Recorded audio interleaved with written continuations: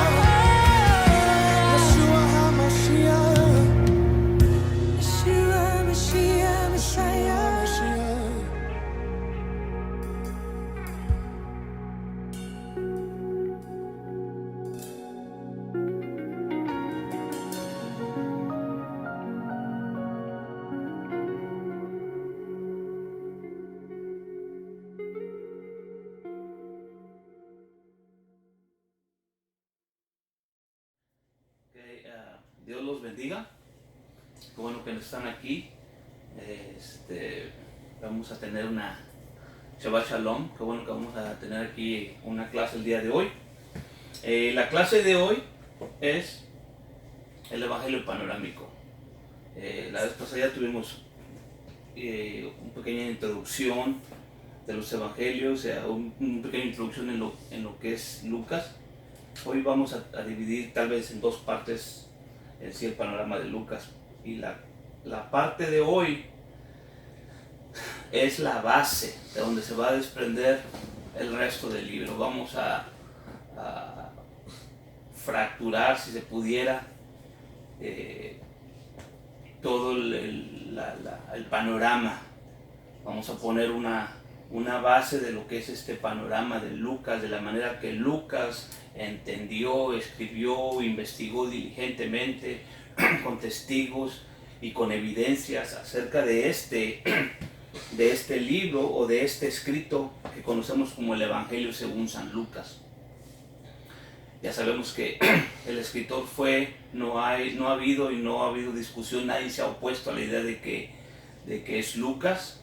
Sabemos que también se le escribió el libro de Hechos y que los dos escritos, tanto Lucas como Hechos, fueron escritos originalmente a un personaje, a un grupo de personas, a un líder o a lo que haya sido.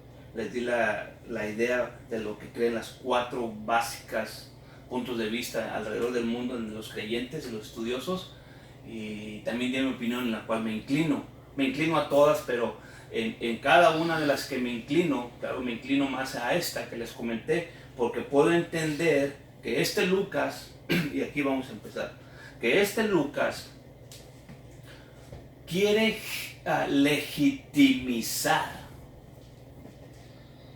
número 1, a Juan y a este Jesús, a este Yeshua como el Mesías, y a Juan como la voz que clama en el desierto, el que iba a abrir el camino, y los tiene que legitimizar bíblicamente, legalmente, con los escritos, con la Biblia, con lo que se llamaba el Tanaj, con lo que se llama los escritos antiguos o los escritos de Moisés, los profetas. Así que él tenía este conocimiento vasto de las escrituras, y todo lo que él va a decir lo va a apoyar en las escrituras que ya están, no en Mateo, en Marcos, en lo que dijo Juan, no, en lo que ya estaba escrito, ¿ok? Cuando decimos, y porque está escrito, era porque estaba escrito de ahí para atrás. Y leímos Malaquías como el último, así que ya sabemos que, y aquí voy a empezar, Lucas panorámico. Vimos cómo estaba poquitos días o años antes de que apareciera este hombre de repente sin pecado. Me refiero a Zacarías y a su esposa, guardando todos los mandamientos y siendo servidores.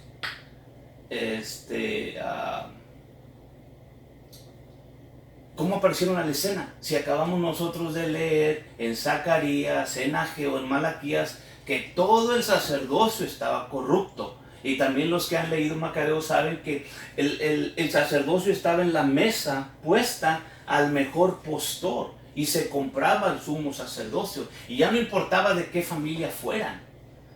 Cuando la ley había establecido que solamente Aarón y sus descendientes. Entonces ese es el caso que va a traer Lucas a este Teófilo, que me inclino a creer que tal vez era un sumo sacerdote, un sacerdote diciendo, mira Teófilo, mira sumo sacerdote, o mira tú, desde el punto de vista sacerdotal, te voy a comprobar que Zacarías de repente aparece en el templo y tiene una visión y sucede lo que ya leímos. Así que vamos a leer nuestras escrituras.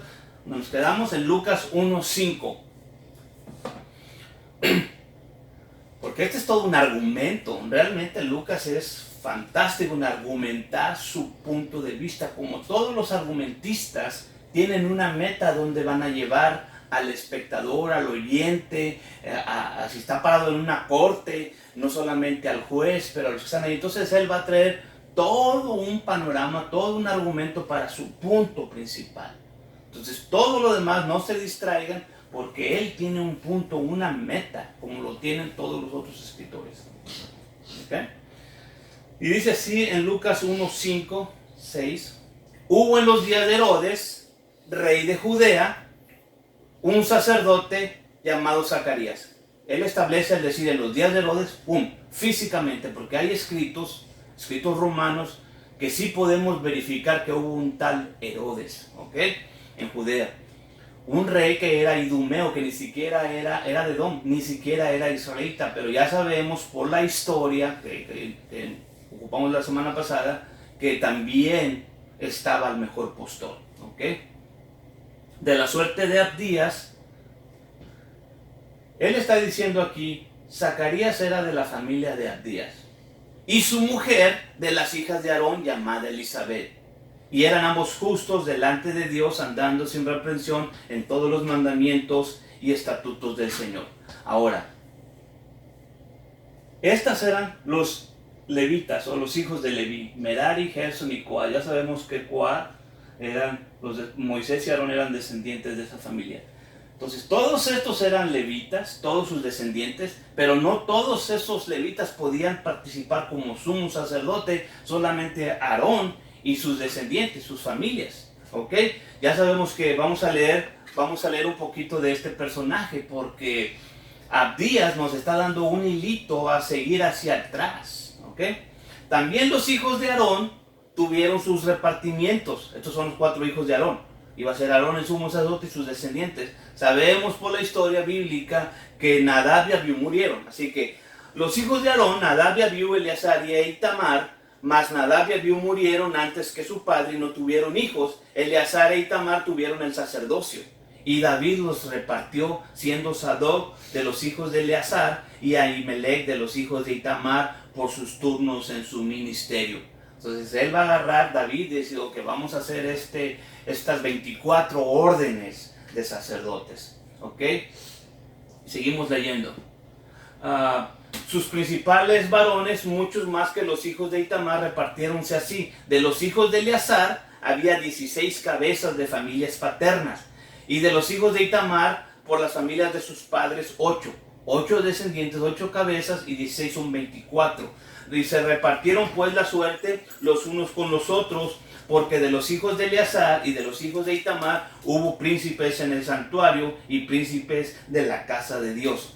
Y Semeías escriba, hijo de Natanael, de los levitas, escribió delante del rey y de los príncipes y de delante de Sadoc el sacerdote y de Ahimelech, hijo de Abiatar, y de los príncipes de las familias de los sacerdotes y levitas, y escribían una familia a Eleazar y otra a Itamar. La primera suerte salió a Joiada, la segunda a Jedaía. Entonces aquí vemos en Primera Crónicas, en el capítulo 24, cómo estas dos familias, que son los que quedaron, ¿verdad?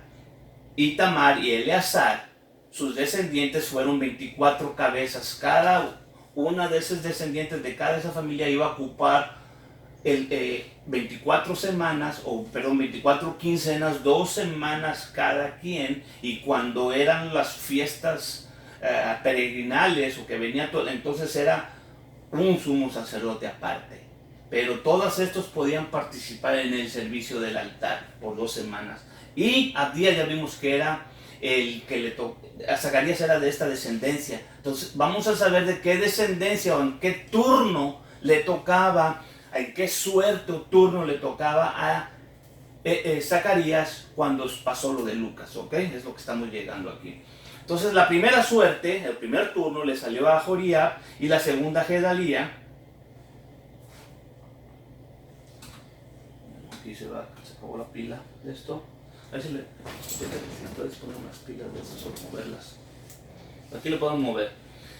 La tercera por Harim, la cuarta Serim, segunda Crónicas 24:8, 24:9, la quinta Malquías, la sexta Miamim, la séptima por Cos y la octava Abdías. Entonces Abdías ya sabemos que era el octavo. Era la octava orden en la que te tenía que ser. Y debido a cuando empezaban, podemos hacer un rastreo de qué tiempo era más o menos en el que está allí Abdías siendo en el sacerdocio. Y ya les podemos seguir hasta el 24:18 en adelante, la 23ª de Laía y la 24ª, o sea, la número 24, para Masía. Estos fueron contados en su ministerio para que entrasen en la casa de Jehová. Fíjense, aquí es la clave, para que entrasen. O sea, estos no son nada más los que están sirviendo afuera y como vimos todos los demás levitas, no. Estos como son de la familia de Aarón, estos son los que pueden entrar a la casa, adentro, al servicio. Por eso es que Zacarías, siendo descendiente de Abdías, él podía entrar y está dentro legalmente, siendo descendiente del sumo sacerdote Aarón. Y no solamente él, pero ahí Lucas está diciendo, y Elizabeth también era de las hijas de Aarón. Así que por las dos partes, Zacarías legalmente está allá adentro. Por eso no era un sacerdote corrupto. Lucas está diciendo, guardaba todos los mandamientos, él y su esposa. ¿Ok? Y esta es una más o menos, un árbol genealógico. Jacob, Leví, tiene sus 3 hijos, Gerson, Coat y Merari. A través de Coat viene la línea de Amram, que es el padre de Moisés, Aarón y Miriam. Aarón tiene sus 4 hijos, estos 2 mueren, Eleazar y Tamar, empiezan a traer linaje, y hasta que en el tiempo de David llegamos a Sadoc, que era el sacerdocio que estaba en ese tiempo, y a Abiatar, que era el que estaba en el otro lado, que también después toma una parte importante. ¿Ok? Vemos que entonces Zacarías tiene una legitimidad el estar allá adentro, y es por eso el gran cambio que hay de repente entre todo lo que hemos venido leyendo acerca del sacerdocio corrupto, que ha matado gente, que ha comprado, que ha vendido, que se les ha acusado, que se les ha puesto cartas, y de repente aparece Zacarías, un hombre justo. Y vemos que cada personaje tiene un nombre porque Dios está haciendo algo a través de esas personas. ¿Y qué estaba haciendo ahí? Se estaba acordando del pacto. ¿Ok? Así que con esto queda establecido que Zacarías y Elizabeth son descendientes directos de Aarón. Ahora, esta foto que les traigo aquí es cuando ya le van a poner el nombre a Juan. Ahí fue donde nos quedamos la semana pasada. Él tiene esta visión, el ángel viene y le dice, ponle Juan. Le da unas instrucciones específicas. Cuando el ángel o Dios mismo viene y pone un nombre a una persona que ni siquiera está todavía en el vientre de la madre, en este caso, lo mismo con María. Cuando vino y le dijo el mismo ángel, Gabriel le dijo, vas a tener, y a José le dijo, también vas a tener, y le vas a llamar, le puso el nombre. Cuando eso sucede y está en los registros, es que es algo muy importantísimo el trabajo que esas personas van a hacer, y cuando les pone el nombre, ese es su naturaleza, ese es su trabajo, eso es lo que van a hacer. Yeshua, por eso es que ponle Yeshua, que significa salvación, o la salvación de Dios, porque Él salvará al mundo de sus pecados. Ese es su nombre, esta es su naturaleza, esta es su función, este es su trabajo, esta es su misión. Esto es lo que va a hacer. Entonces, cuando el nombre de Jesús, por eso en el griego no hace sentido, porque no tiene un significado que podemos amarrar a su trabajo. Eso es de lo que se trata. Entonces, cuando él dice, ponle Juan, es porque Juan tiene un nombre, una naturaleza, una misión impresa en ese nombre, y ese es el trabajo que él va a hacer. ¿Ok? Ahora, ya sabemos que la Biblia, o Lucas, o Zacarías, no estaban hablando en inglés. His name is John. O en español, Juan es su nombre. ¿Ok? No, estaban hablando en hebreo. O en arameo, el peor de los casos. Aunque sí, el griego era el lenguaje comercial que estaba invadiendo toda esa tierra. Porque tenían ya tiempo estando ahí, dominando esa tierra. Así que investiguemos un poquito el nombre de Juan. Claro que hay que rastrearlo de lo que tenemos Juan, luego a lo que está escrito en este evangelio, que es en griego. Vamos a leerlo, que es Johannes, ¿verdad? Y después el mismo libro o la misma diccionario nos va a llevar a su nombre hebreo. Aquí está, cuando vas a la concordancia, te dice Johannes. Del hebreo original, Johanán, el nombre de 4 israelitas, Jan. Entonces, pero nos da los números para irlos rastreando. Y es como se hace una pequeña investigación. Y por arriba nada más. No nos vamos a meter mucho en profundidad porque es un mundo de información, pero vamos a rastrear nada más por encimita, ¿ok? La misma diccionario nos está llevando por los números a ir a investigar. Así que vayamos al hebreo 3110 y es ahí. Johanán. Johanán, el nombre de 9 israelitas. Entonces aquí, bueno, esta investigación va en proceso, pero nos da otro número a seguir. porque cada nombre puede tener 2 o 3 raíces, ¿ok? Y esta nos lleva al 3076. El 3076 ya nos da las dos palabras, y la primera es Yahová, que es el 3068, el nombre, y el 2603, que es favor, de donde viene la palabra Hana, de donde viene la palabra gracia, ¿ok? Yohanan. Entonces ya tenemos Dios y gracia, o Dios y favor. Pudiéramos terminar ahí nuestra investigación y decir Dios me favoreció, ¿ok? Pero te sigue dando más números. Vamos a investigar el 3068, que es Yahová, el que existe ahí, el que existe por sí mismo, es el 3068. Y el 2603 es Hanan, o Hanan, ¿ok? Y nos da otro número. Ahí pudiéramos terminar porque es bondad, es hacer algo en favor a, es implorar también por una causa, o tener un motivo por el se está favoreciendo, se está causando, investir, misericordia, ser misericordioso, tener misericordia, hasta tener lástima, ¿okay? Y hacer una suplicación, también significa hacer una suplicación. Todo eso significa el nombre de Hanan, ¿ok? Pero nos da otro número ahí que hay que compararlo. Y miren las letras ahí. Yo estuve viendo todo esto en letras, ¿verdad? Cada una letra, ya si uno se quiere más profundo, se investiga las letras en el Paleo-Hebrew, pero ahí está Hanan. Vamos a ver ese otro número que la misma concordancia nos está dando y nos está llevando al 2583. Ya por lo pronto estamos teniendo la claridad de lo que Dios le está invistiendo a este bebé que ni siquiera está en el vientre de Elizabeth, toda esta naturaleza de lo que ese niño va a hacer. ¿Ok? Entonces nos vamos al 2583, y en el 2583 nos mandaría de regreso al 2603, y ahí es donde se queda ya el significado. Pero este significado es el más profundo, es el que está ahí al último, es el que tiene un poder y que podemos entender realmente la naturaleza, el motivo por el cual el ángel Gabriel le dice, le vas a llamar Juan, porque esto es lo que significa Yohanan. Propiamente, inclinarse, en implicación, desechar o declinar, específicamente dar, lanzar o poner una tienda, un campamento, encampar, habitar, cuando uno hace, o cercar, ¿verdad? Habitar en tiendas, acampar, vivir alrededor, encampar, crecer hasta el final, recostarse, poner una tienda y descansar en una tienda.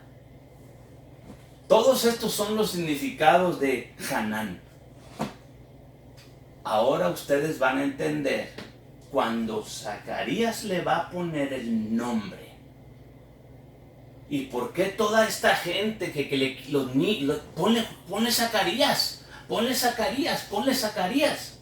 No, le vamos a poner, pero no hay nadie que se llame Juan en tu familia. Y aquel que estaba sordo mudo, le están hablando con señas, porque no está oyendo tampoco, le hablaron con señas, y vamos a las escrituras. Mas el ángel le dijo a Zacarías, no temas, porque tu oración ha sido oída, tu mujer Elizabeth te parirá un hijo y llamará su nombre Juan. Y tendrás gozo y alegría, y muchos se gozarán de su nacimiento, porque será grande delante de Dios. No beberá vino ni sidra, y será lleno del Espíritu Santo, aún desde el seno de su madre. Y a muchos de los hijos de Israel convertirá al Dios de ellos. Era Lucas 1:13. ¿Okay? Estamos en el 17 ahora. Porque él irá delante de él, refiriéndose al Señor, irá delante del Señor con el espíritu y poder de Elías para convertir los corazones. Y aquí es lo que siempre hemos dicho. Lean con atención, porque lo tuve que leer muchas veces yo, esas palabras en azul. Porque siempre creemos los niños o los hijos se tienen que convertir a los padres. Para convertir los corazones de los padres a los hijos. Esto está increíble, ahorita no vamos a entrar ahí. Y los rebeldes a la prudencia de los justos para aparejar al Señor un pueblo apercibido. 1:18. Y dijo Zacarías al ángel: ¿en qué conoceré esto? Porque soy viejo y mi mujer avanzada en días. Y respondió el ángel, le dijo: yo soy Gabriel. No tenía aprendido. Yo soy Gabriel, que estoy delante de Dios y soy enviado a hablarte y a darte este evangelio. Porque siempre hemos repetido cosas que dicen que se nos ha dado este gran privilegio de predicar el evangelio. Bueno, que ni los ángeles. Bueno, yo estoy aquí viendo, yo soy Gabriel, que se me ha mandado a darte el evangelio.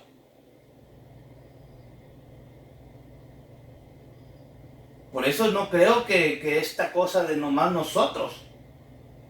Él está utilizando aquí: yo soy Gabriel y soy enviado a hablarte el evangelio. Esa palabra en griego es evangelio. Evangelizarte, a darte de evangelion. Y a Elizabeth 1:57. Este capítulo es el más largo del Nuevo Testamento. Y a Elizabeth se le cumplió el tiempo de parir y parió un hijo. Porque entre de aquí y allá, en todo ese capítulo, ya pasó lo de que también el ángel se le apareció a María. Se le apareció a José, ya la invistió con el poder, ya la vino a visitar a los 6 meses, ya pasó todo lo que saben de la historia, que hemos aprendido mucho cuando hemos estado leyendo eso. Ya pasó todo eso. Nos brincamos aquí porque ahorita estamos en el tema de lo que Lucas está trayendo, ¿ok? Y oyeron... se le cumplió el tiempo de parir y parió un hijo, y oyeron los vecinos, los parientes, que Dios había hecho con ella grande misericordia, se alegraron con ella. Así que muchos que oyeron cuando nació van a venir. ¿Por qué? Porque es un milagro, porque Elizabeth ya era anciana, ya era vieja, ya era burla para muchos, ¿verdad? Y más, sin embargo, se les recuerda: esto es como lo de Sara y Abraham. Y vienen de las aldeas, vienen a verlo, y van a estar mucha gente ahí. Claro que en la foto vimos allá 2, 3. No, vino, aquí está. Oyeron los vecinos, parientes, que Dios había hecho una misericordia, y se allegaron con ella. Mucha gente, muchos vecinos. Y aconteció que al 8º día vinieron para circuncidar al niño y le llamaban del nombre de su padre Zacarías.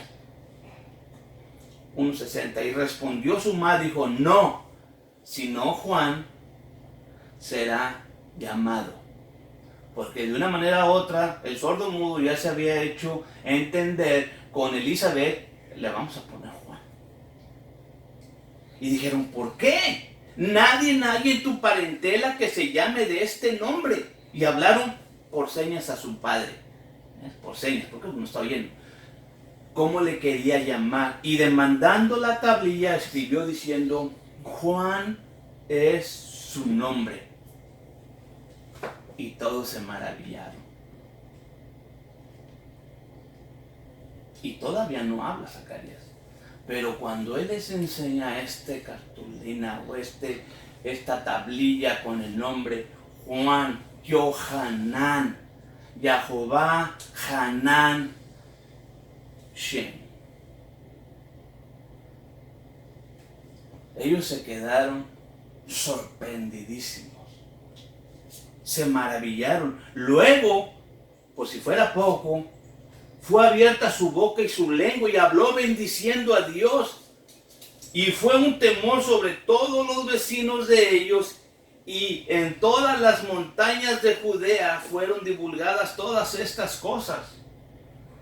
Y Zacarías su padre fue lleno del Espíritu Santo y profetizó diciendo: toda esa gente que había venido, porque esa traducción ahí como que apenas fue el rumor para él, tembló. No, todas esas cosas están sucediendo porque ya cuando nació ya pasaron 8 días.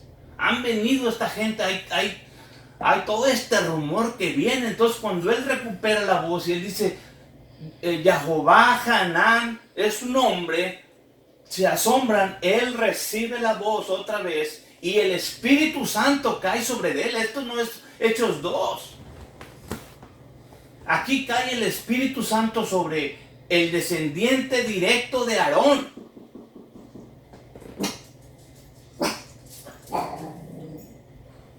Vamos a hacer una pausa aquí. Ya. Perdón.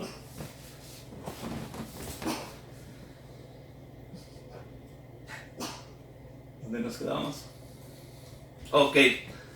El descendiente directo de Aarón a través de la familia de Itamar con Abdías en la octava orden sacerdotal recibe el Espíritu Santo.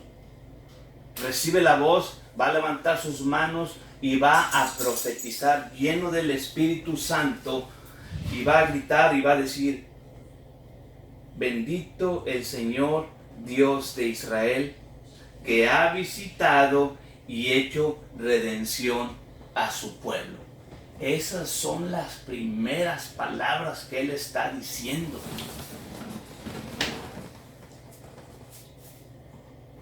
Aquí está el secreto. Si leemos esto en griego y luego lo hacemos, toda esta frase, si la hacemos de regreso, si lo hacemos de regreso, él está diciendo: por esta razón es que le puse yo Juan, porque el Señor ha visitado, ha encampado, ha tabernaculizado, ha visitado a este pueblo para traer la redención. Eso es lo que él está diciendo al principio. Por esta es la razón que yo le pongo Juan a mi hijo, porque hay algo mayor acá, que Dios ha venido y ha extendido su tienda alrededor de nosotros, porque nos va a visitar o nos está visitando o va a venir a estar con nosotros. Por eso le puse Juan. Y si no les cae todavía, él está en la circuncisión de su hijo. Cuando él va a darle el nombre a su hijo, le da el nombre a su hijo, y en lugar de decir inmediatamente la bendición sacerdotal y de padre para su hijo, él está abriendo sus labios y lo primero que está diciendo no es: Juan, que Dios te bendiga, que Dios te dé, que Dios... Él está diciendo esto: Dios no sabe ni Jehová y Jehová 30:68 ha venido a encampar con su gracia. Hanán. Y nos alzó un cuerno de salvación en la casa de David su siervo. Esto que está diciendo ahorita no tiene nada que ver con el que están circuncidando, con Juan. Como habló por boca de sus santos profetas que fueron desde el principio. Salvación de nuestros enemigos y de la mano de todos los que nos aborrecieron, para hacer misericordia con nuestros padres, acordándose del pacto. Zacarías, Elizabeth, del juramento que juró Abraham nuestro padre que nos había de dar. El evangelio que el ángel Gabriel le dio a Zacarías, que le dijo: este le va a abrir camino al que puede redimirnos y traernos de regreso al pacto, le vas a poner Juan. En la balanza, Zacarías está contento por su hijo, pero está contentísimo de que este Juan le va a abrir el camino a la gracia, a la Hanán, a la tienda que va a venir a tabernaculizar con el mundo y a Jehová mismo, porque en él está toda la deidad corporalmente. Del juramento que juró Abraham nuestro padre, que nos había de dar, que sin temor, librados de nuestros enemigos, le serviríamos en santidad, en justicia delante de él todos los días nuestros.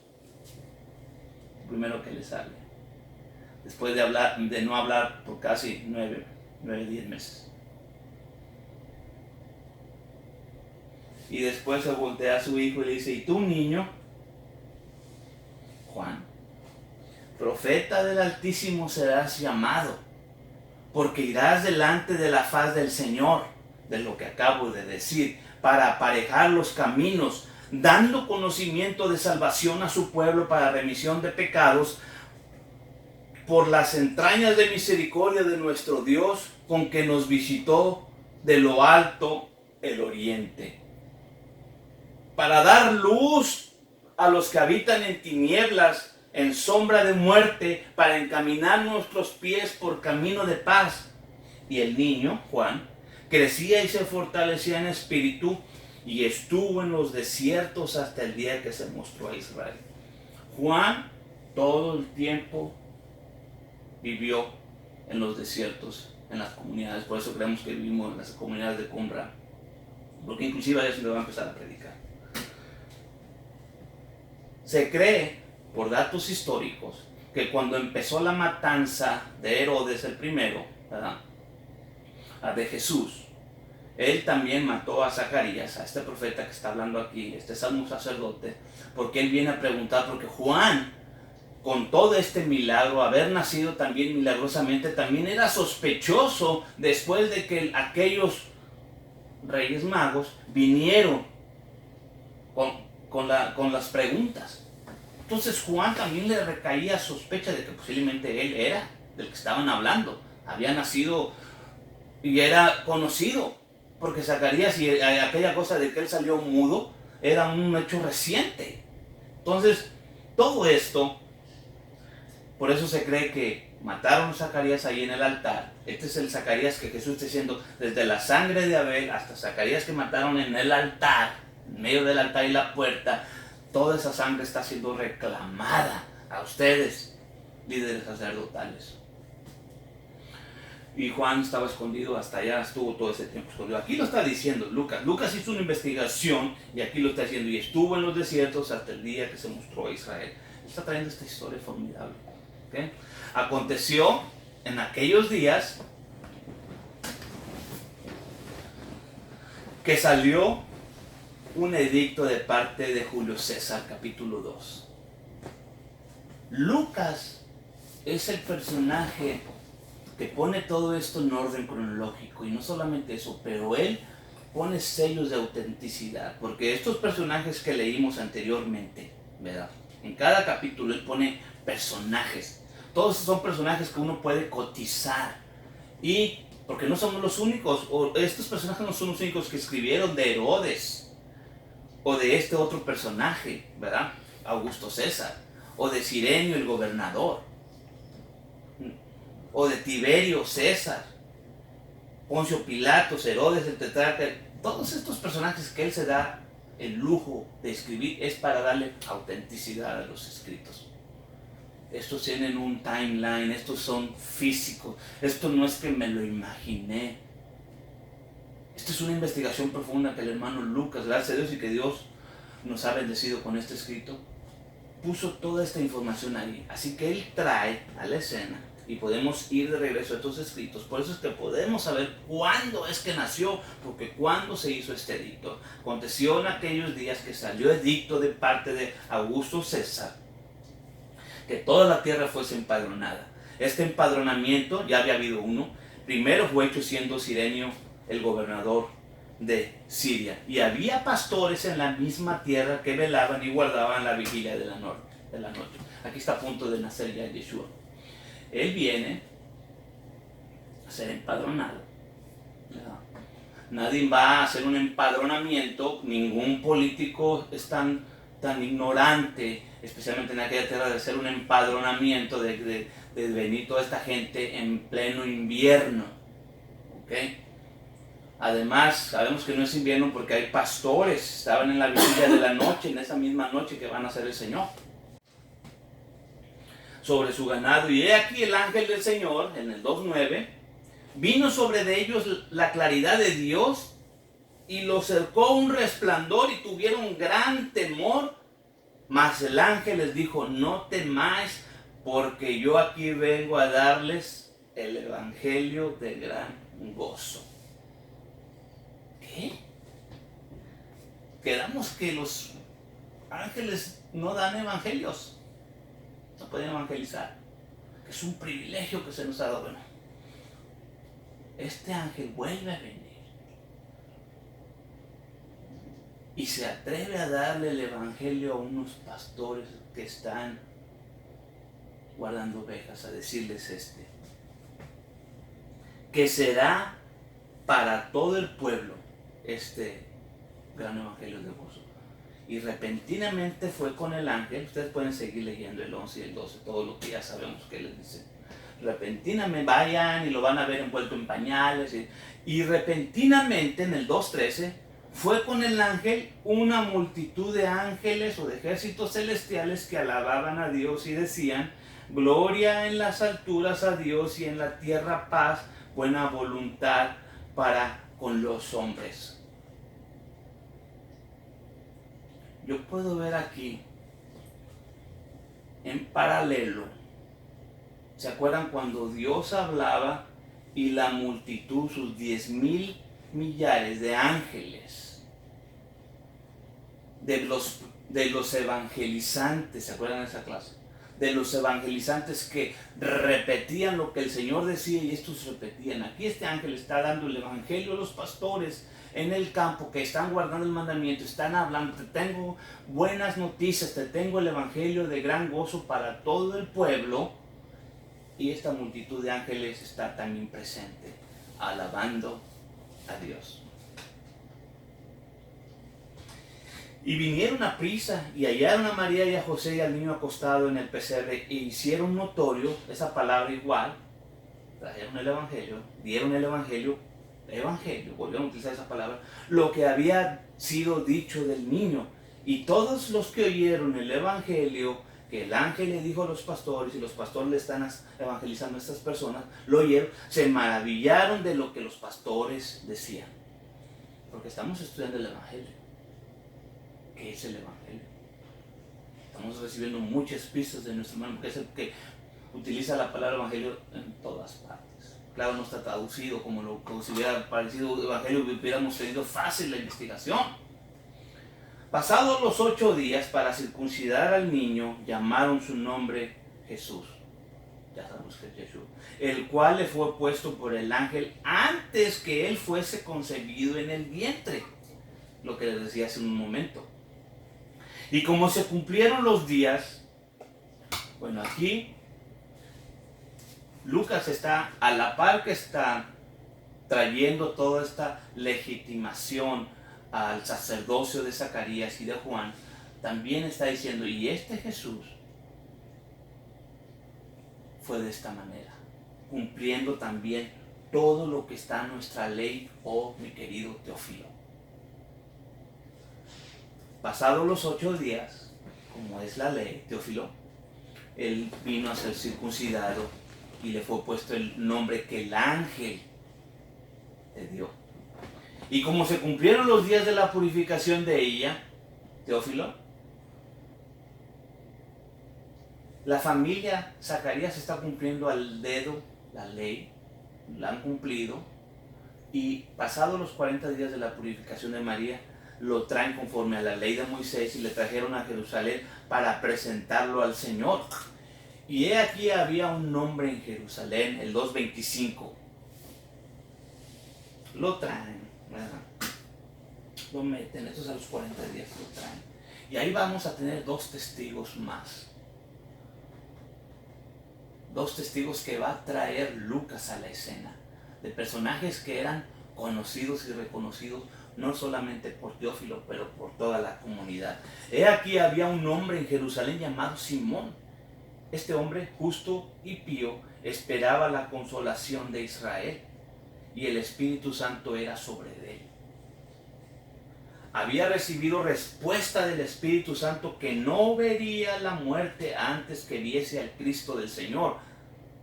Y vino por el Espíritu al templo cuando metieron al niño Jesús, sus padres, en el templo para hacer por él conforme a la costumbre de la ley. Entonces él le tomó en los brazos y bendijo a Dios y dijo: ahora despide, Señor, a tu siervo conforme a la palabra en paz, porque han visto mis ojos a Yeshua, la palabra que está ahí, tu salvación.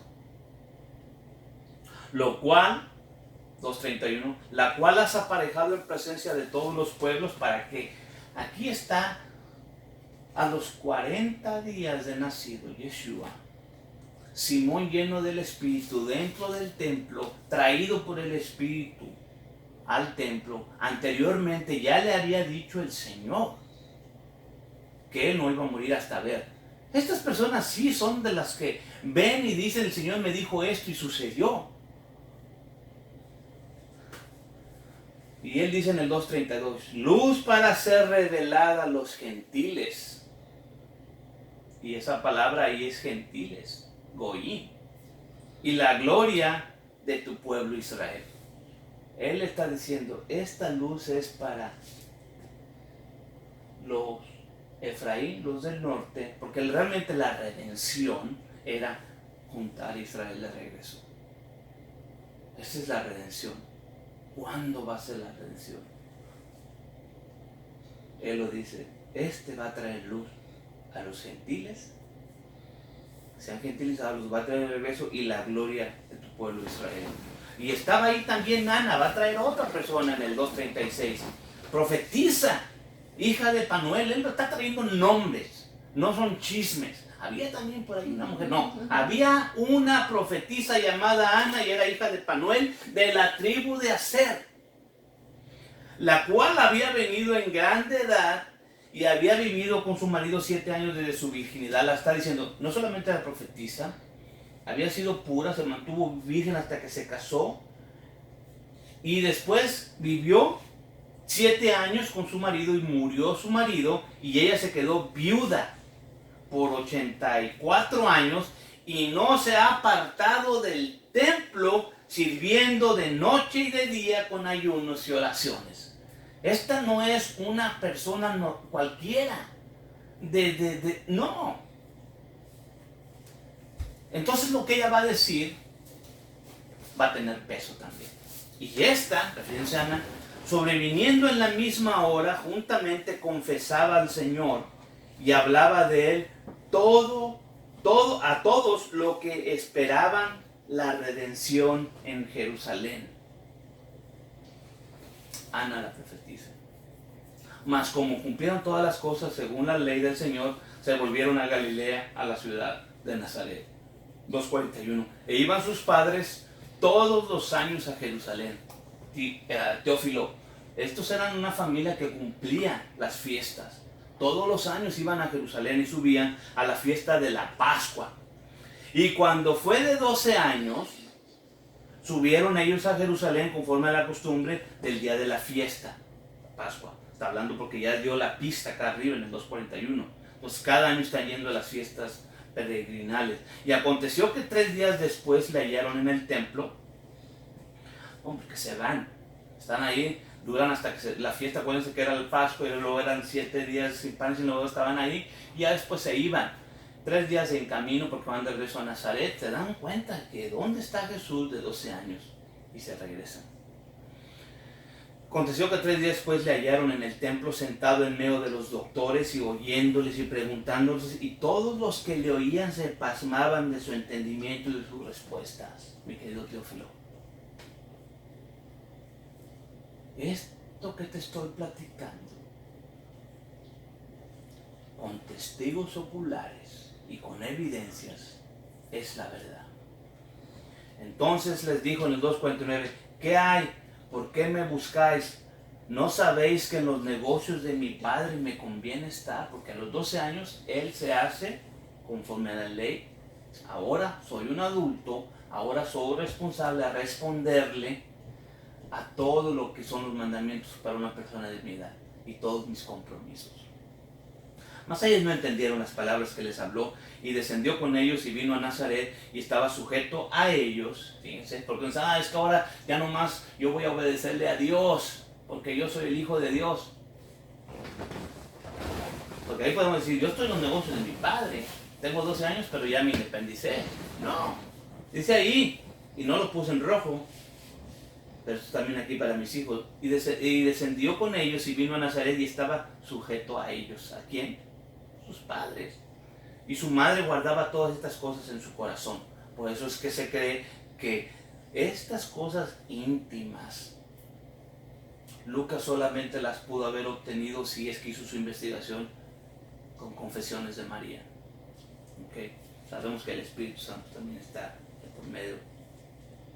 Y en el año 15, capítulo 3, va a volver a traer estos registros, que uno tiene acceso a esos registros, porque si alguien tiene registros son esos imperios antiguos, Roma en este caso. En el año 15 del imperio de Tiberio César, siendo gobernador de Judea Poncio Pilatos, y Herodes, este es el otro Herodes, tetrarca de Galilea, porque el primero ya murió. Cuando Jesús se fue a la matanza de los niños, se fue a Egipto, regresó y es presentado a los 12 años. Él regresa. ¿Okay? Así que aquí ya ha pasado varios años. Ya este es otro. Por eso es que esto está dando la pauta de los tiempos. Siendo gobernador Poncio Pilatos, esto ya es el tiempo cuando se va a manifestar el Señor. Herodes, tetrarca de Galilea, su hermano Felipe, tetrarca de Iturea. Herodes andaba con la hermana de Felipe, de la esposa, y de la provincia de Traconite y Lisanias, tetrarca de... Él trae ahí 3, 4 personajes históricos para decir, cuando estos estaban haciendo sus papeles de políticos y gobernadores, va a estar sucediendo esto, mi querido Teófilo. Siendo sumos sacerdotes. Y ahí esto es lo que él va a decir, cuando él ya estaba listo, de una edad para tomar cierta autoridad, refiriéndose a Juan y a Jesús, están de sumos sacerdotes Anás y Caifás. Si Teófilo era un sumo sacerdote o era un sacerdote, había 2 sumos sacerdotes. ¿Dónde se ha oído eso? Vino palabra del Señor sobre Juan, hijo de Zacarías, en el desierto. Número 1. Si Lucas está trayendo esta información a alguien llamado Teófilo, o a una persona amante de Dios o de las cosas de Dios, y le dice, hay por cierto, siendo Anás y Caifás los sumos sacerdotes, es como si yo te dijera, siendo, y no voy a decir nombres reales porque la política ofende, pero siendo Pedro Martínez Hernández y Juan de la Rosa, presidentes de México, es como una mofa, aunque sea cierto, que sean 2, 3 personas gobernando el país y tengan a una persona ahí nada más de nombre. Pero ya decir que hay 2 sumos sacerdotes, es decir, también puedes tú interpretarse, aunque ellos eran los sumos sacerdotes, Anás y Caifás, que eran los que debían de haber estado hablando con Dios, Dios le habló a Juan. Dios se le apareció con su palabra a Juan en el desierto, al hijo de Zacarías, al que ya te conté y te di datos. Por eso me inclino a esta cosa de que el tal Teófilo tenía algo que ver con el sacerdocio. Estaba entendiendo todo el lenguaje. Este es un lenguaje como cuando alguien está utilizando las terminologías médicas. Si tú no eres médico, no vas a entender una conversación entre médicos, especialmente cirujanos o cosas así. No. Esta es una terminología que se está entendiendo entre ellos. Todas estas cosas rituales que se hacían de acuerdo a la ley sacerdotales. Pero siendo estos 2 personajes, Anás y Caifás, aunque ellos eran los sacerdotes, vino la palabra del Señor sobre Juan, el hijo de Zacarías, en el desierto. Mi querido Teófilo, explícame por qué. ¿Por qué si tenemos no solamente un sumo sacerdote en el templo, sino que tenemos 2? ¿Por qué entonces no nos visitó en el templo acerca de este gran evento, y sino que fue a Juan, el hijo de Zacarías, que ya está muerto? Y por cierto, este tal Juan anda hablando mal de Herodes, porque tiene la hija de Felipe, y lo va a meter a la cárcel. 3:3. Y él vino por toda la tierra alrededor del Jordán predicando el bautizo del arrepentimiento, de la remisión de pecados. Esta es su predicación, este es su evangelio, estas son sus noticias. Arrepiéntate para que puedas tener perdón de pecados. Como está escrito en el libro de las palabras del profeta Isaías, que dice: voz del que clama en el desierto, aparejad camino del Señor, hacer derechas sus sendas, arrepiéntanse. Lo que decían todos los profetas.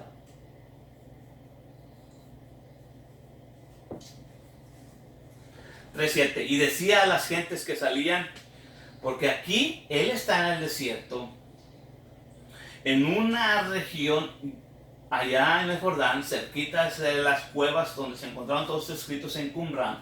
Él está allá, y todas las aldeas, todas las gentes salían a él a bautizarse. Pero acá estamos teniendo lavamientos también en el templo, vengan al templo, acá hay ambiente, acá hay de todo. El templo empieza a perder, porque la gente lo que necesitaba era la palabra de Dios.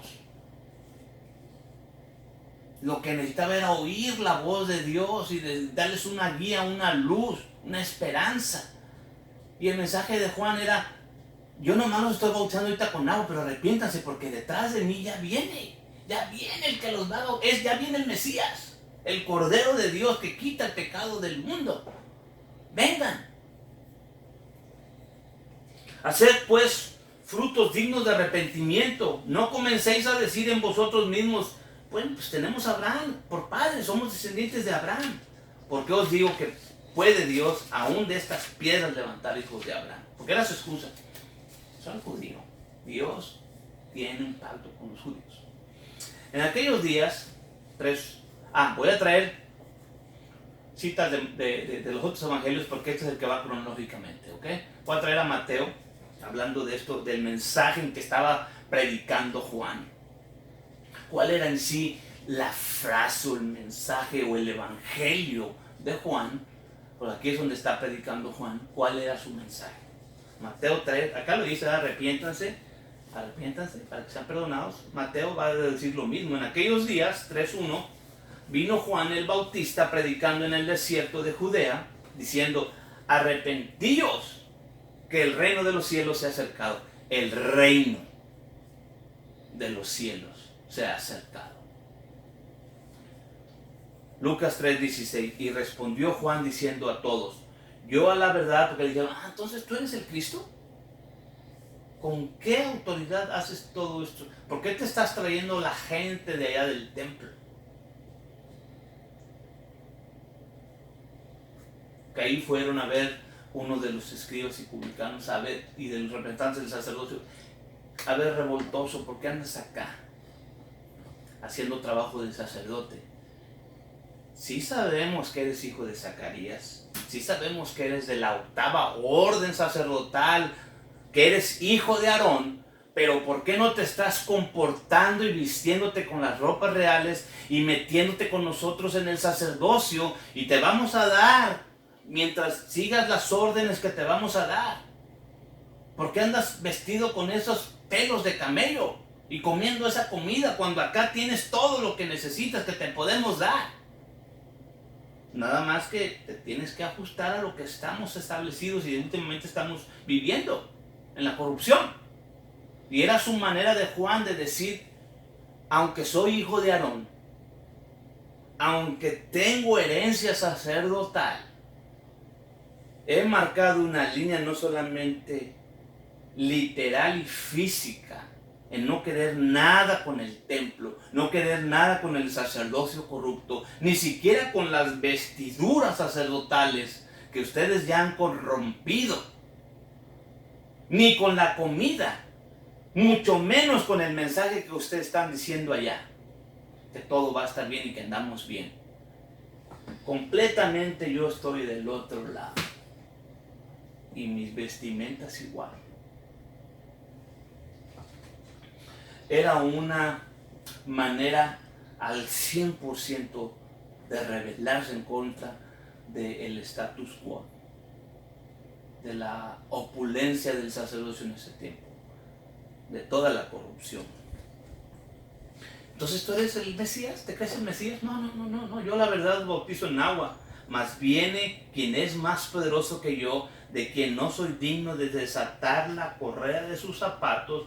Él los va a bautizar en el Espíritu Santo y fuego, cuyo viento está en su mano, y limpiará la era, juntará el trigo en su alfolí, y la paja va a quemar en fuego que nunca se apagará, y amonestando otras muchas cosas también.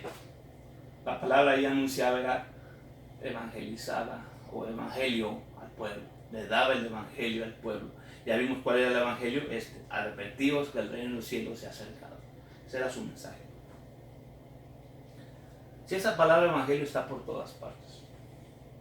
Aconteció, 3:21, que como todo el pueblo se bautizaba, mi querido Teófilo, Juan también fue bautizado. Y orando, el cielo se abrió. Descendió el Espíritu Santo sobre él en forma corporal, como paloma. Si no es que descendió una paloma. Y fue hecha una voz del cielo que decía: tú eres mi Hijo amado, en ti me he complacido. En varias ocasiones esa voz fue oída sobre la vida de Jesús en la transfiguración, pero en el Antiguo Testamento también. Salmos 2:6. Yo empero he puesto mi rey sobre Sión, el monte de mi santidad. Este es David proféticamente viendo esto. Yo publicaré el decreto, y por si no lo dudan, basar, besora es esa palabra, publicaré. Yo evangelizaré mi decreto, mi pacto. Jehová me ha dicho: mi hijo eres tú, yo te he engendrado. Esta palabra, este evangelio, este mensaje del evangelio no es cosa nueva. Siempre ha sido un nuevo mensaje, o un mensaje de buenas nuevas, o un mensaje bueno. Yo te engendré hoy. Pídeme y te daré por heredar las gentes y por posesión todos los términos de la tierra. Esa fue la voz que está oyendo en este cántico profético David, diciendo: el Señor lo puso como rey en Sión, y él va a predicar el pacto, el decreto. Jehová me ha dicho: mi hijo eres tú, yo te engendré hoy. También en Isaías está esa misma palabra. Y en el capítulo 42 hasta el capítulo 60 y tantos es donde todo el tema es lo mismo, hablando del Mesías. He aquí mi siervo, yo le sostendré, mi escogido, en quien mi alma toma contentamiento. He puesto sobre él mi espíritu, dará juicio a las gentes. Él va a darle el juicio a las gentes. Y el mismo Jesús, 3:23, regresando a Lucas, comenzaba a ser como de 30 años, hijo de José, como se creía, porque ustedes y yo sabemos que no era hijo de José, para empezar. Pero Lucas ahí está poniendo su nota y está poniendo su aclaración, porque él va a decir hijo de José como se creía. Sabemos que no era hijo de José, porque si creemos que era hijo de José, yo he oído cantidad de cosas, hasta inseminación. Una ocasión escuché que Dios le sacó el semen a José y lo puso María espiritualmente, pero se lo sacó a José. Esto lo oí yo en una convención. Pero si vamos a creer que era hijo de José como se creía, que fue hijo de Elí, y empieza a dar toda la genealogía de José, ¿ok? Posiblemente en la próxima clase que voy a hablar de este tema, de en sí cómo es que Jesús es hijo de David para sentarse en el trono, ¿ok? Pero ahí da su genealogía en el resto del capítulo 3. Y va a mencionar los 40 días del desierto. Entonces, cronológicamente ya tenemos que Juan debido al relato que viene tramando Lucas, le dice: Teófilo, este Juan era un sacerdote, hijo de Aarón, y estaba practicando el sacerdocio no en el templo, estaba allá en el desierto.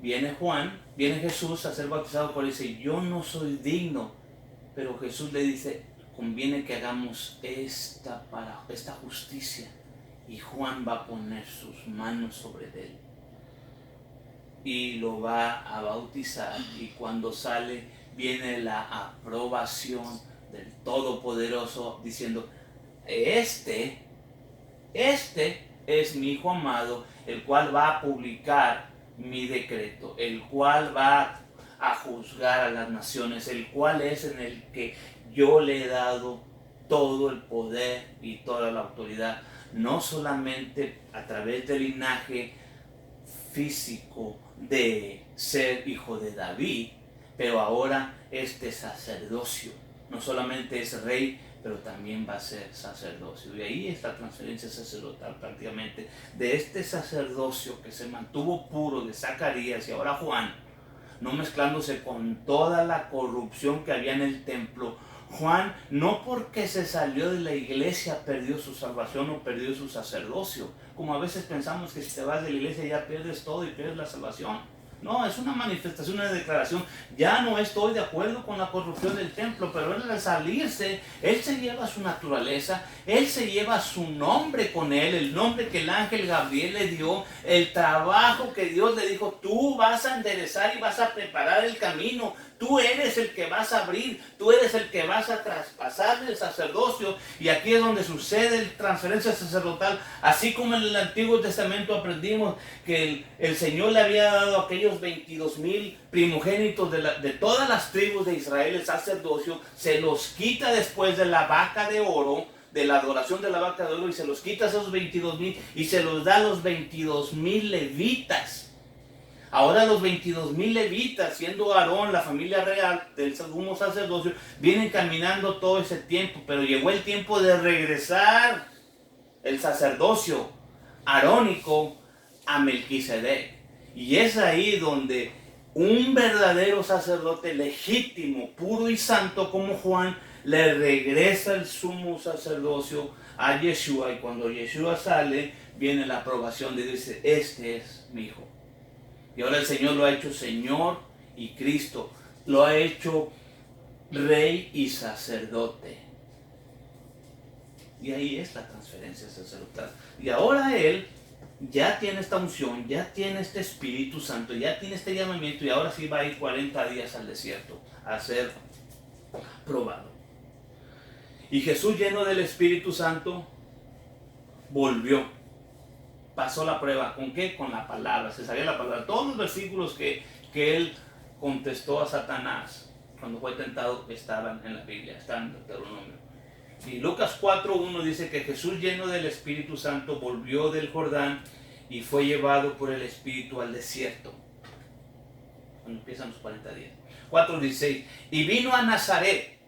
Esto es importante porque aquí cuando él está en Nazaret, ya está pasando. Juan ya entregó su trabajo. Juan ya entregó su sacerdocio en el bautismo de Jesucristo o de Yeshua. Él ya hizo su trabajo, él ya aparejó, ya preparó el camino, ya cumplió su trabajo, ya vio, ya dijo 2 veces: he ahí el Cordero de Dios que quita el pecado del mundo. Ya le dijo a todos ahí.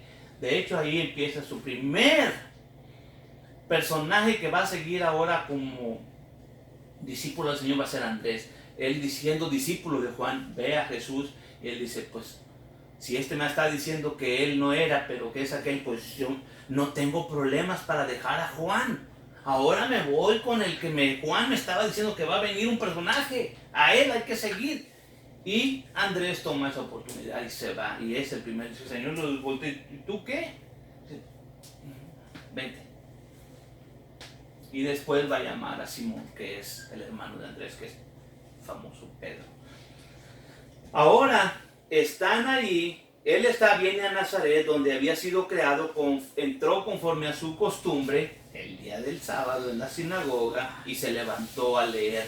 4:17. Y para variar, le dan el libro del profeta Isaías. Se cree, como sea que sea, que la gente regresaba en las fechas y se le daba el rollo para que leyeran en el día de su cumpleaños. Esa es tradición oral. Pero aquí este es un registro histórico.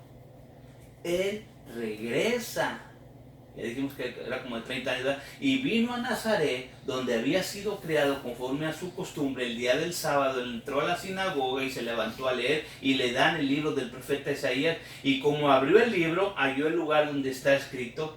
Él va a abrir el rollo y él va a decir, a ver, ¿dónde vamos a leer? Leyó aquí: el Espíritu del Señor es sobre mí por cuanto me ha ungido para darles el Evangelio.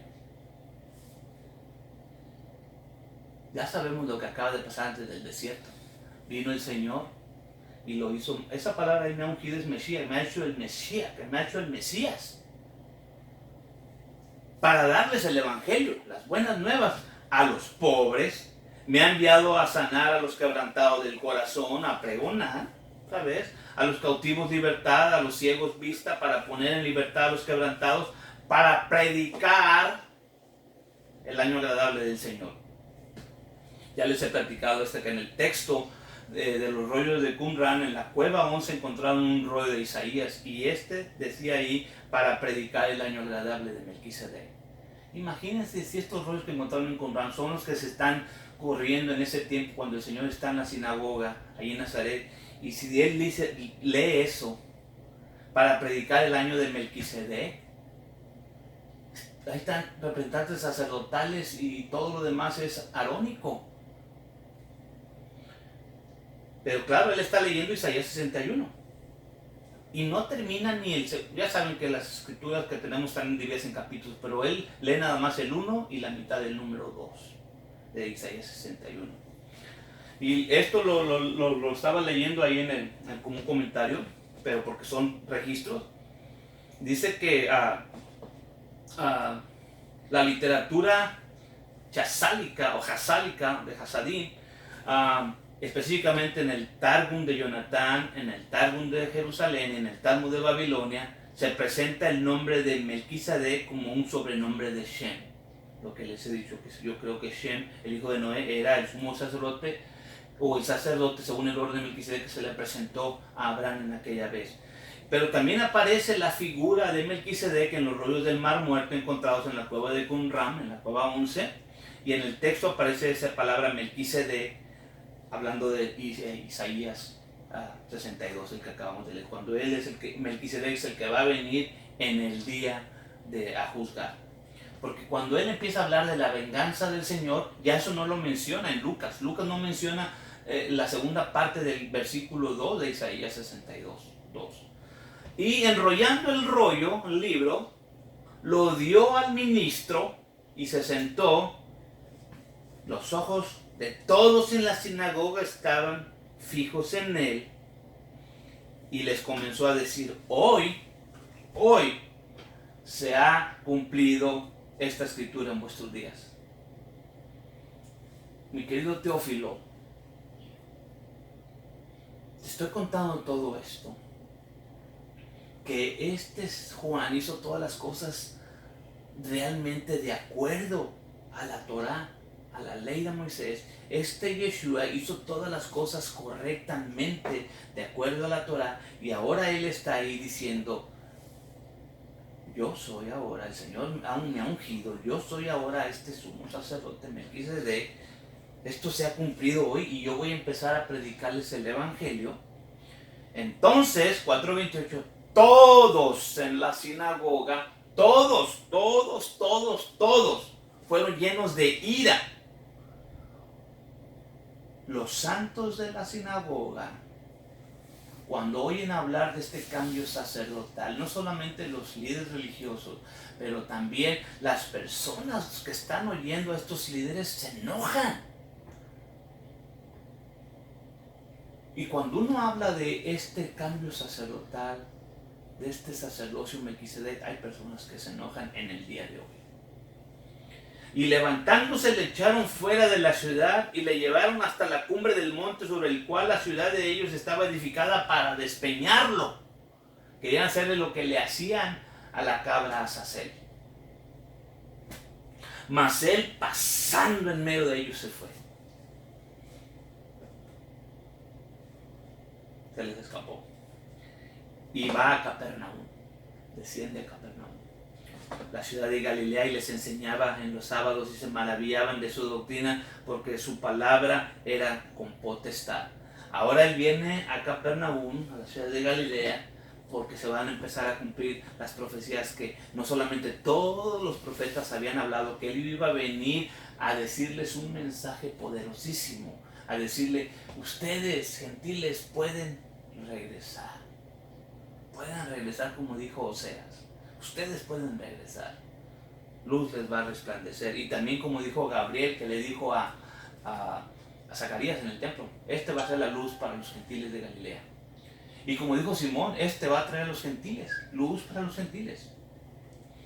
Mas oyendo Jesús que Juan era preso, vamos a traer otra acotación de Mateo 4, 12.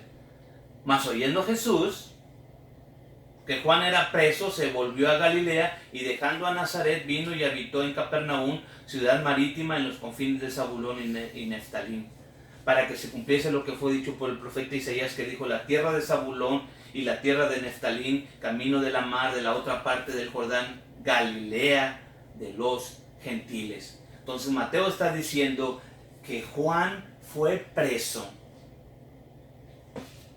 en el tiempo que Jesús va a Nazaret, lo quieren aventar de los peñascos, él se regresa a Capernaum, y en ese periodo que él está ahora en Capernaum predicando el evangelio en Galilea, él oye que Juan es puesto preso. El pueblo asentado en tinieblas vio gran luz, y a los sentados en región y sombra de muerte, luz les esclareció. ¿Desde ese entonces, desde cuándo? Desde que Juan fue puesto en la cárcel y dejó de predicar. ¿Qué predicaba Juan? Arrepentidos porque el reino de los cielos se ha acercado. Arrepentidos, hagan frutos dignos de arrepentimiento. Dice: desde entonces, desde que pasó este evento, que Juan fue puesto en la cárcel, entonces Jesús comenzó a predicar y a decir, ¿les trajo otro evangelio? El mismo: arrepentíos que el reino de los cielos se ha acercado. Entonces, Yeshua va a traer el mismo mensaje exactamente que Juan, que Jeremías, que Ezequiel, que Ageo, que Malaquías, que todos los profetas: pueblo de Israel, arrepiéntanse, el Señor los quiere traer de regreso. Ustedes de los del norte van a venir, ustedes del sur también. Mateo nos trae esa corroboración. Marcos: mas después que Juan fue encarcelado, Jesús vino a Galilea predicando ¿qué? El evangelio. ¿Y cuál era el evangelio? El evangelio del reino de Dios. Y diciéndoles: el tiempo es cumplido y el reino de Dios está cerca. Arrepentíos y creed en este evangelio, en esta buena noticia, en esta buena información, en esta buena noticia. Que pueden venir, aunque estén en las tinieblas, en la corrupción, donde estén, pueden venir. Esa es la buena noticia.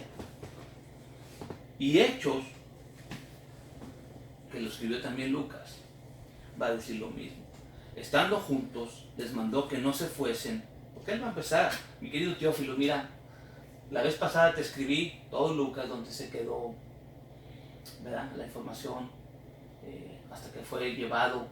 Y ahora retomo la información aquí, te retomo aquí la información. Y les dijo ya después de que fue resucitado y se les anduvo pareciendo por 40 días y 40 noches, que esperaran la promesa del Padre, que no se fueran. Porque Juan a la verdad bautizó con agua, mas vosotros seréis bautizados con el Espíritu Santo no muchos días después de estos.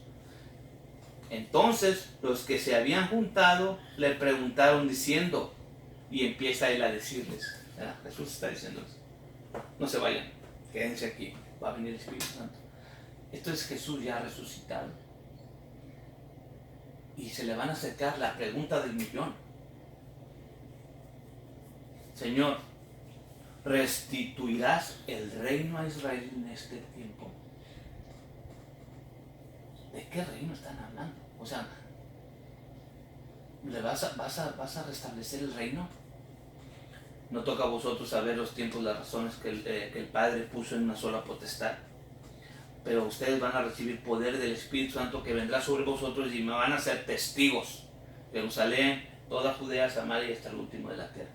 El tema es que está hablándose de arrepentidos porque el Señor está empezando a restaurar este reino. ¿Cuál reino? El reino de Dios. ¿Cuál es este reino de Dios? Entonces el Evangelio tiene que ver con restablecer el reino. Si nos arrepentimos podemos regresar a este reino. Solamente ha habido una promesa a Israel de ese reino y es Éxodo 19. Ahora pues, 19:5. Si dieres oído a mi voz y guardares mi pacto, que yo voy a venir a hablar en Éxodo 20, vosotros van a ser mi especial tesoro sobre todos los pueblos, porque mía es toda la tierra. Y vosotros, las 12 tribus y todos los allegados, van a ser mi reino de sacerdotes. Gente santa. Estas son las palabras que le di a los hijos de Israel. Es Dios mismo profetizando y diciéndoles, todos quieran venir bajo mi pacto, si oyen mi voz y guarden mis mandamientos, yo los meto a este reino de sacerdotes. Sabemos que ni 40 días rompieron el pacto, se les quitó el sacerdocio, se les quitó este reino y se le fue dado este sacerdocio solamente a Aarón. Pero Dios prometió que nos iba a restaurar ese reino. Y es de lo que se trata las buenas noticias del Evangelio, cómo llevarnos Dios a ser nuevamente este reino de sacerdotes. Todo es acerca del sacerdocio. Por eso es que Lucas y su visión panorámica hacia un sacerdote, hacia un personaje o en un lenguaje sacerdotal está transmitiendo esta información con estos lentes panorámicos diciendo, Juan era el que tenía el sacerdocio levítico auténtico a través de Aarón, de Abdías, de Zacarías, y además guardaba todos los mandamientos. Aunque se salió del templo, él hacía las cosas justas de sumo sacerdote, predicando al pueblo la predicación y el evangelio que había sido predicado por todos los profetas. Él venía haciendo ese trabajo y le abrió el camino a Yeshua. Yeshua recibe la transferencia sacerdotal y esa es la comunicación que está tratando de traer Lucas a nuestro querido hermano Teófilo. Y todo el Nuevo Testamento es acerca del sacerdocio. Primera de Pedro 2:9.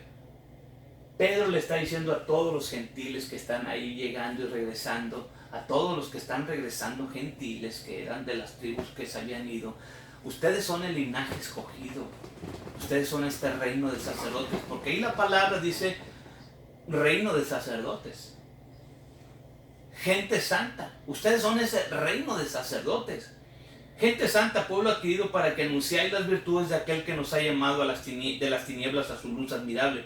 Ustedes, y va a traer a Oseas, Pedro va a traer a Oseas, haciendo referencia a ustedes, lo Amí, lo Ruhama, ustedes Efraín, ustedes las 10 tribus que se perdieron y que están regresando, a ustedes son ese reino de sacerdotes que en otro tiempo pasado no eran pueblo, lo Amí, mas ahora son pueblo de Dios, que en otro tiempo pasado no tenían misericordia, lo Ruhama, no misericordia, ahora han alcanzado misericordia. Ustedes los hijos de Oseas, ustedes los hijos de Gomer, ustedes ahora pueden regresar y ser parte de este reino sacerdotal, porque lo que está haciendo toda esta cosa del Espíritu a través de los apóstoles y de Jesús. Y Pablo dice, a mí se me está acusando porque estoy predicando la reunificación de las 12 tribus de Israel para volver a hacer este reino de sacerdotes. Y mis hermanos los judíos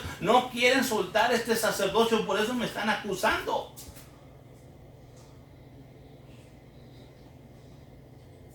Y en Apocalipsis 1.6, a veces las traducciones no nos ayudan, pero ustedes tienen las herramientas y pueden ir. Dice, 3 veces aparece la palabra sacerdotes y reino de sacerdotes. Nos ha hecho un reino de sacerdotes para Dios y para el Padre, a ese imperio para siempre, jamás. Ahí yo sé que en algunas Biblias dice reyes y sacerdotes. Dios en ninguna parte nos dijo que íbamos a ser reyes, pero sí nos prometió en el pacto que íbamos a ser un reino de sacerdotes. Y de hecho, ustedes pueden hacer una investigación, ahí la palabra es basileus, no basiluis o basilais o basileus, donde viene la palabra basilio. ¿Okay? Son 2 palabras que se parecen, pero no son las mismas. Ahí es reino de sacerdotes. Y aquí, esta es la Biblia paralela en griego, que se las traje. Esta es la palabra basileia y basileus. Basileia, reino. Esta es la palabra que está en la Biblia. Estas son las que se ponen. Ni siquiera la palabra I, que es kai, está en la Biblia. No está en las Biblias antiguas. Está la palabra royalty o real sacerdocio.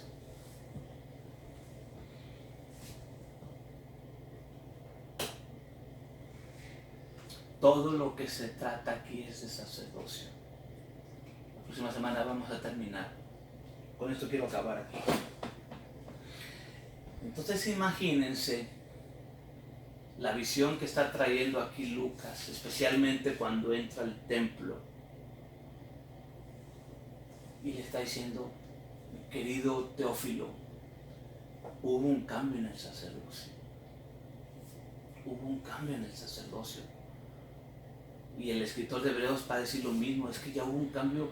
Si hubo un cambio en el sacerdocio, es necesario que haya cambio también en la ley. Si Jesús viene a ser el sacerdote y no es de la tribu de Aarón, tenemos que conciliar este asuntito. Esos son los lentes de nuestro querido hermano Lucas. Todo se acerca del sacerdocio. Entonces ahora Jesús, como sumo sacerdote, el evangelio que Él va a hacer, que Él va a dar, la noticia va a ser con autoridad. Porque todos los profetas hablaron de Él, que iba a venir. Moisés dijo, va a venir uno, que si lo oyen a Él y lo siguen, porque Él es el profeta. Y Él va a venir. Y Lucas tiene una visión específica. Él ve lo que otros o los otros 3 escritores del Evangelio no ven. Porque Dios no les permite ver. Ellos ven otros aspectos de este profeta, de este sacerdote. Pero aquí Lucas lo está viendo como sacerdote. Claro que ya como tenemos en la mente esta cosa de que las 4 figuras, el Hijo de Dios, el Hijo del Águila, el Hijo del León, y todo está bien. Pero quiero que vean por la manera y las parábolas, nada más que este personaje escribió y los otros personajes no escribieron, aunque también las debieron haber oído. Los otros 3 se les pasaron por aquí. Una de ellas es la del buen samaritano. Una de ellas es el buen samaritano. Porque el mensaje que está trayendo Lucas es diferente. Es diferente. Él va a llenar los huecos de información que no tuvieron otros personajes. Él está hablando que todo es acerca de una transferencia sacerdotal.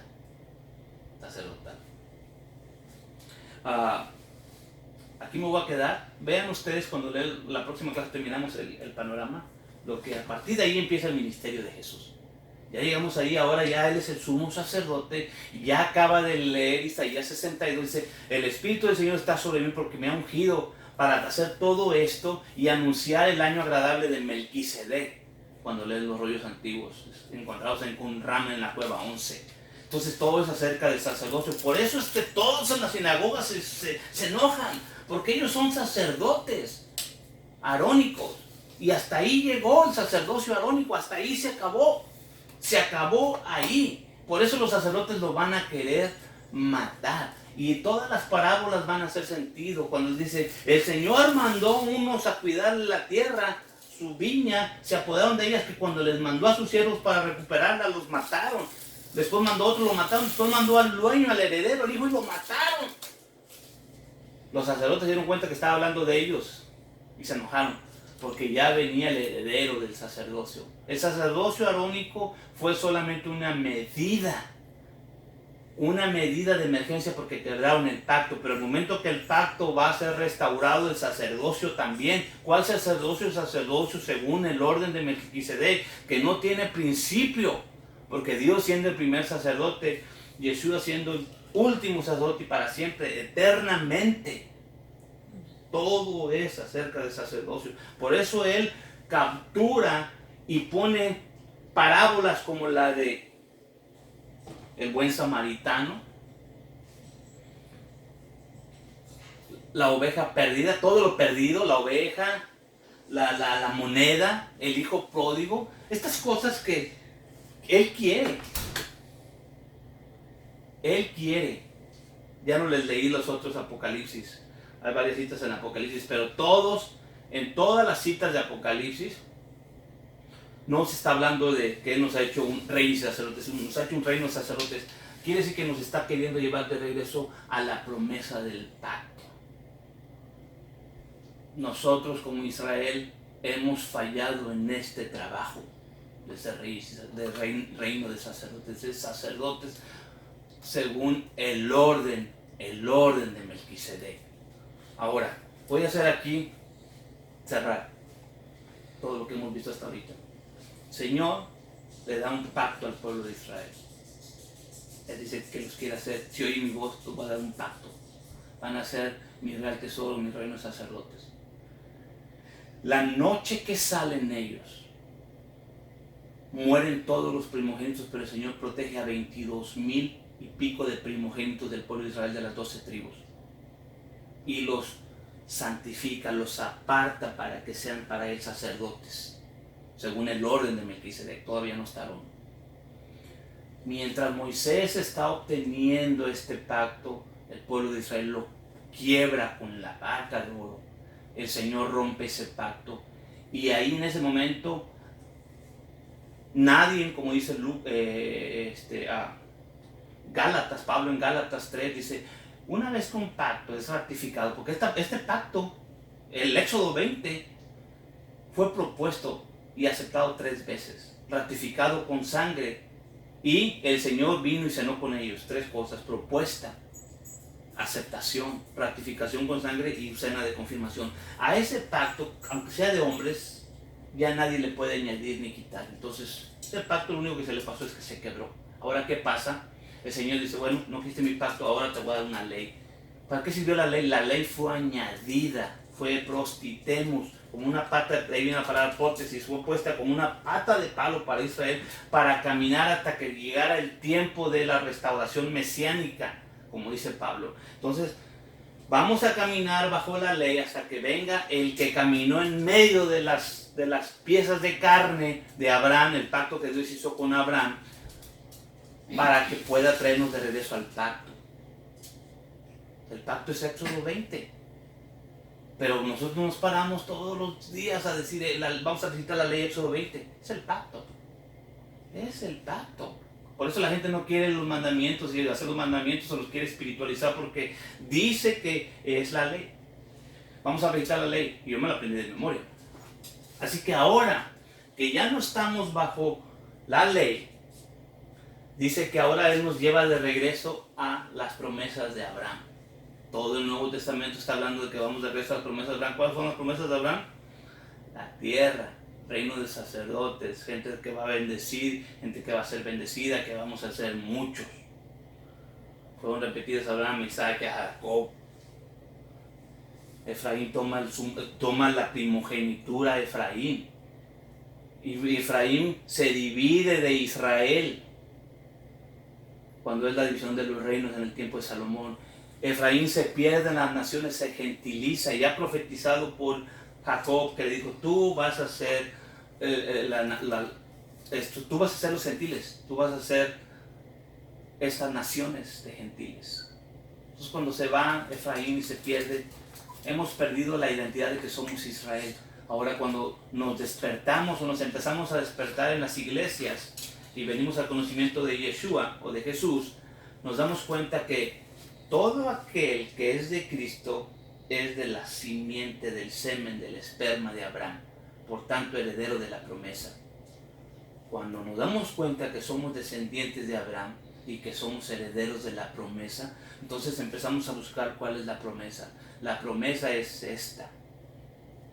Éxodo 19, Éxodo 20 hasta el 24. Nosotros somos este pueblo llamado a ser la luz del mundo. Por eso es que segunda de Pedro 2:9 les dice ahí, ustedes que antes no eran pueblo, ahora ya son pueblo, que no tenían misericordia, ya son misericordia, ya pueden regresar. ¿Para qué? Para que sean este pueblo, este reino de sacerdotes, esta gente santa apartados. ¿Para qué? Para que anunciemos las virtudes de aquel que nos ha llamado de las tinieblas a su luz admirable. Juan en Apocalipsis 3 veces va a mencionar, Dios nos ha hecho un reino de sacerdotes. Entonces Dios lo que está haciendo es levantando un sacerdocio para anunciar las virtudes, el poder de aquel que nos ha llamado. Que regresemos a nuestra herencia. Tenemos un pacto, tenemos una bendición. Pero cuando la rechazamos y decimos yo no estoy bajo la ley porque pensamos que el pacto es la ley. La ley es todos los sacrificios de animales, todo lo que se tenía que hacer. Pero también el Señor metió a los mandamientos dentro de la ley para que también ahora por ley, si no los tenían iban a morir. Por eso que la gente se confunde. Pero Dios, cuando le preguntan a Jesús, ¿pero qué vamos a hacer? Guardar los mandamientos. Si me amas, guarda los mandamientos. En Apocalipsis las personas que vemos ahí, que vencen, dice, estos le han vencido por la sangre del Cordero y porque han guardado sus mandamientos. Tenemos la sangre de Jesús, tenemos la sangre de Yeshua. Solamente necesitamos despertar y darnos cuenta que somos Israel, que nos gentilizamos y creemos que somos gentiles. Pero Dios no tiene un pacto con gentiles, Él tiene un pacto con Israel. Eres Israel, entonces regresas a tu herencia. ¿Cuál es tu herencia? Esta, los mandamientos. Oh, pero son espiritualizados. No. Entonces yo con que no mate espiritualmente puedo matar. O puedo fornicar, aunque yo nomás el puro cuerpo voy a fornicar, pero no voy a fornicar en el espíritu y en el alma. No. O que guardarle el primer mandamiento puedo paganizar y traer todas estas fiestas paganas a mi adoración. No. O puedo tomar el nombre del Señor y ponerle a esta vaca de oro Jehová o Yahová. Y celebrar alrededor de la vaca de oro porque mañana le vamos a hacer fiesta, como dijo Aarón, y se levantaron temprano y se adoraron la vaca de oro porque se llamaba Jehová, porque Aarón le dijo se llama Jehová, estos son los dioses que te sacaron. Por eso estamos en lo que estamos en esta actualidad. El sacerdocio se ha corrompido y el Espíritu está haciendo un llamamiento a la gente que tome esta situación de ponerte en la posición como se puso Juan. Me rebelo, ya no voy a ser parte a la corrupción sacerdotal ni a las mentiras, y aunque me tengan que vestir de pelos de camello y comer miel y estar allá en el desierto, pero voy a predicar y decirles arrepiéntanse, dejen el paganismo, guarden el sábado, porque están los mandamientos, nada más, y porque hay bendición. Celebremos las fiestas de Jehová en lugar de andar celebrando todas las fiestas paganas. Si quieren andar de fiesta, aquí hay fiestas en la Biblia.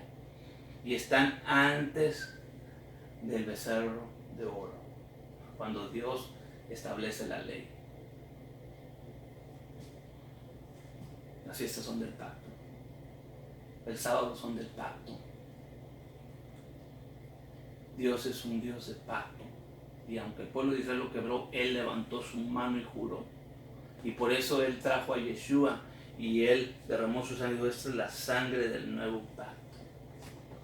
Y ahí ordenó otra vez el sumo sacerdote.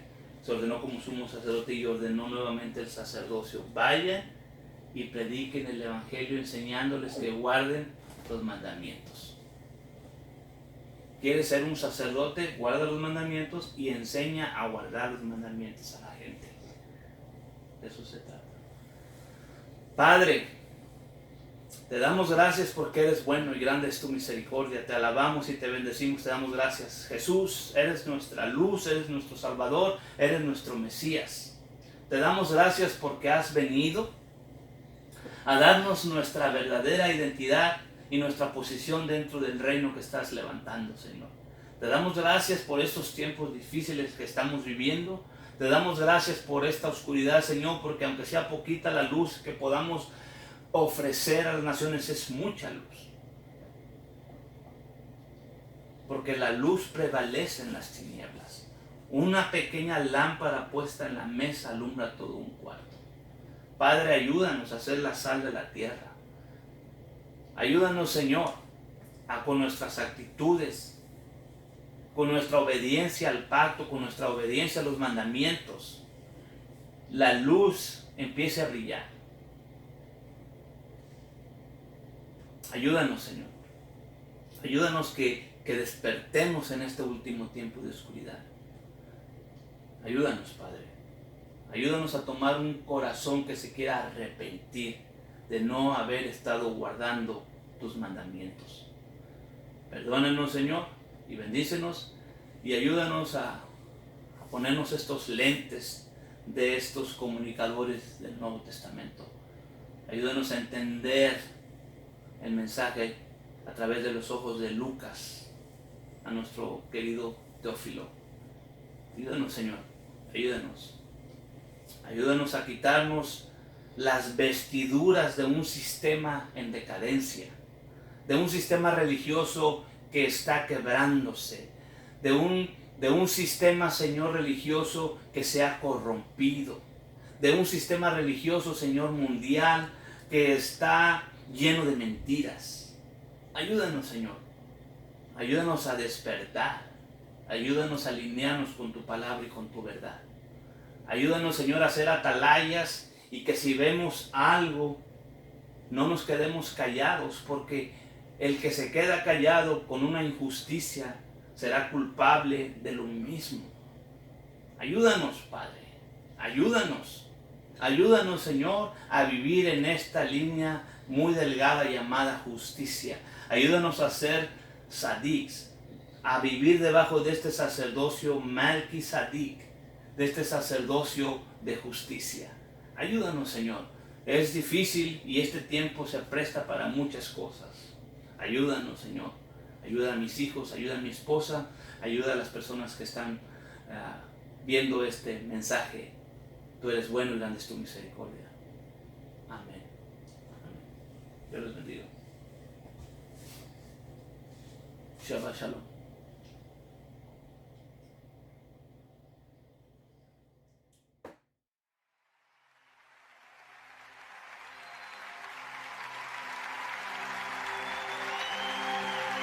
Él vio mi condición, no era nadie, me hizo uno de su pueblo,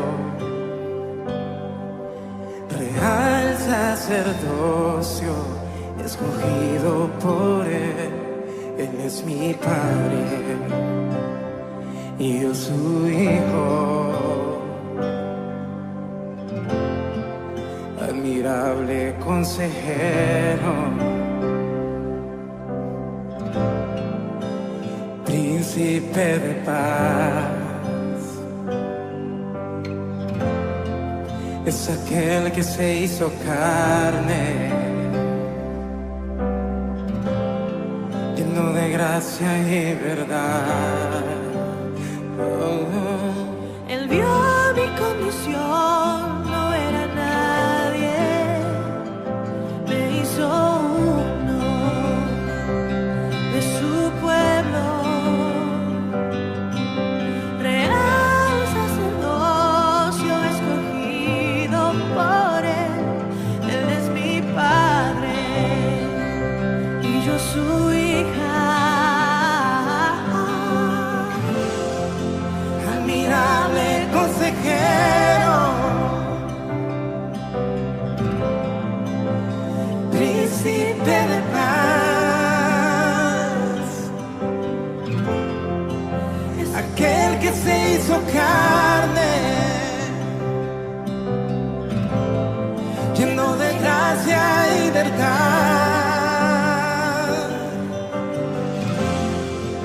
admirable consejero, príncipe de paz, es aquel que se hizo carne, lleno de gracia y verdad. La deidad se encarnó como forma de hombre, por amor, caminó en humildad y en obediencia sufrió, por amor, la deidad se encarnó como forma de hombre, por amor, caminó en humildad y en obediencia sufrió, por amor,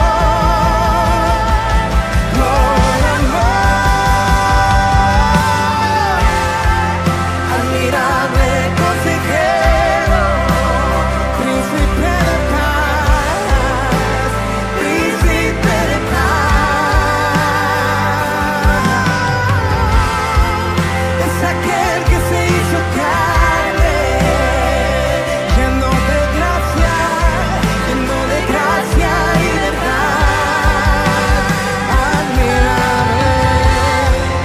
Admirable consejero, príncipe de paz, príncipe de paz, es aquel que se hizo carne, lleno de gracia y verdad.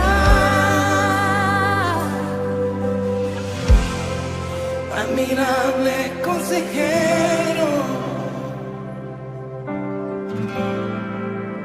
príncipe de paz, es aquel que se hizo carne, lleno de gracia y verdad. Es por tu gracia que estoy de pie, que estoy de pie, solo por ti, amado Dios. Solo es por tu gracia que libre soy, que libre soy, solo por tu gracia. Oh, y solo es por tu gracia que sano soy, que sano soy, que sano soy. Y solo por tu gracia, y solo es por tu gracia que libre soy, que libre soy, que libre soy.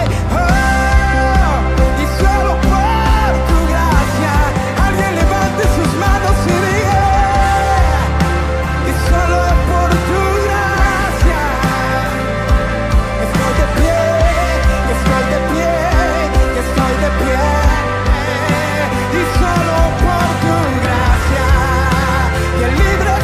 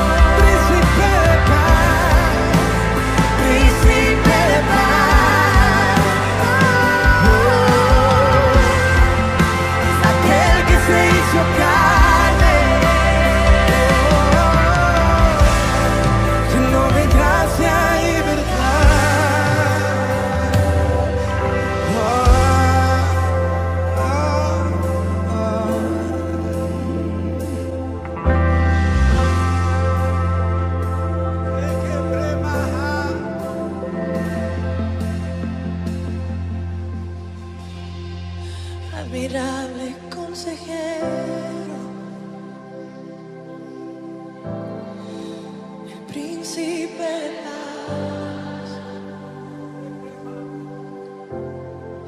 Es aquel que se hizo carne